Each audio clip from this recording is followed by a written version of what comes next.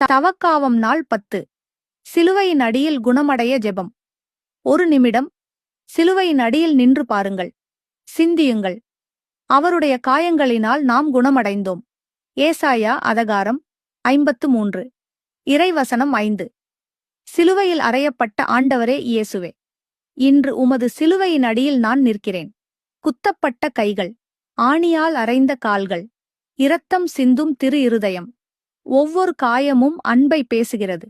ஒவ்வொரு இரத்தத் துளியும் மன்னிப்பை சொல்கிறது. கர்த்தாவே, என்னை மன்னியுங்கள். உமக்கு வேதனை தந்த பாவங்களுக்கு, உம்மை புறக்கணித்த தருணங்களுக்கு, அகம்பாவம் கொண்ட மனதிற்காக. என் உள்ளத்தின் காயங்களை குணமாக்கும். யாருக்கும் தெரியாத கண்ணீரை துடைக்கும். உடைந்த உறவுகளை சீர் செய்யும். சிலுவையிலிருந்து நீர் மன்னித்தது போல எனக்கும் மன்னிக்க கிருபை தாரும். உமது இரத்தம் என் கடந்த காலத்தை சுத்திகரிக்கட்டும். உமது அன்பு என் குடும்பத்தை புதுப்பிக்கட்டும்.